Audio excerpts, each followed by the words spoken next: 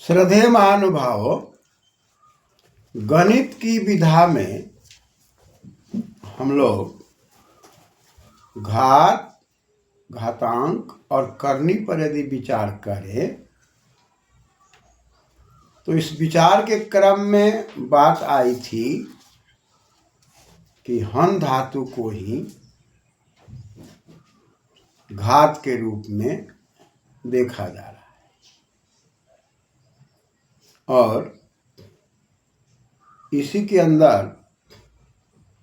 यदि हम घात की बात करते हैं तो वहाँ पर हकार का घकार हो रहा है और आ हो रहा है और नकार का वहाँ पर तकार हो जा रहा है और उधर अच प्रत्यय हो रहा है। तो उसी हन को घात के रूप में शब्दों के प्रयोग दिखाई पड़ते हैं और घात का अर्थ हो जा रहा है कि दबाव डालना या नियम में ले जाना। और घातांक पर जब विचार कर रहे हैं तो घात का अंक आ रहा है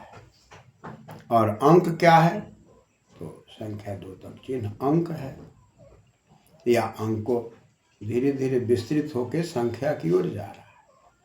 1 में 1 जोड़ते हुए 2, 2 में 1 जोड़ते हुए 3, तो क्रमशः वो संख्या 2 तक जो अंक है वो विस्तार होने के कारण उसको संख्या भी कहा जा रहा है। इस पर विचार करने के क्रम में बात आ रही है कि 1, 2, 3, 4, 5, 6, 7, 8, 9 ये विस्तार हो रहे हैं इसलिए संख्या है। लेकिन 11, 12, 13 की बात जब आ रही है तो विस्तार होते हुए 12, 13, 14 में ये 2 अंक दिखाई पड़ रहे हैं। तो अब 13, 14 में 2 अंक दिखाई पड़ने के कारण चूंकि अंकों के विस्तार से 1, 2, 3, 4, 5, 6, 7, 8, 9, 10 अंक संख्या हो जा रहा है, लेकिन संख्या का विस्तार होते हुए जब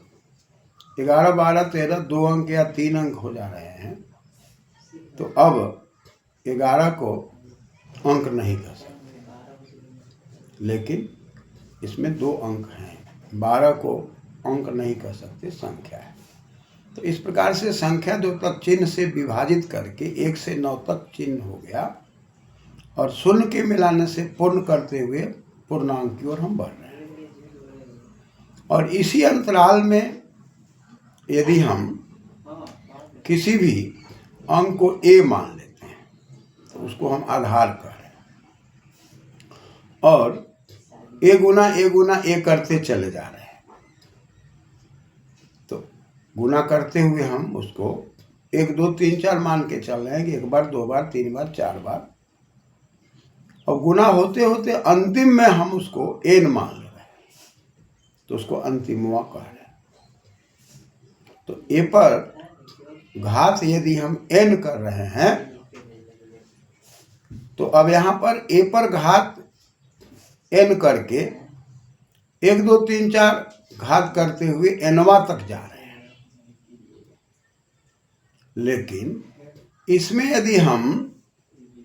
a को आधार मान रहे हैं और घात को n यदि अंतिमवा मान रहे हैं तो इस प्रकार से यदि n की जगह पर हम 3 रख देते हैं तो वो घात का अंक हो जा रहा है और n की जगह पर 3 रख दिया और a की जगह पर 2 रख दिया तो अब हम कह रहे हैं 2 का घातांक 3। अब ये अक्षरों से अंक में आने के बाद घात घातांक में परिणत हो रहा है। पूरा हम उसको 2 को 3 बार गुना कर दे रहे हैं। तो घात का मतलब है कि 2 को नियमित कर दिया गया कि 3 तक तुमको गुना होना है, 3 भाग तक जाना है।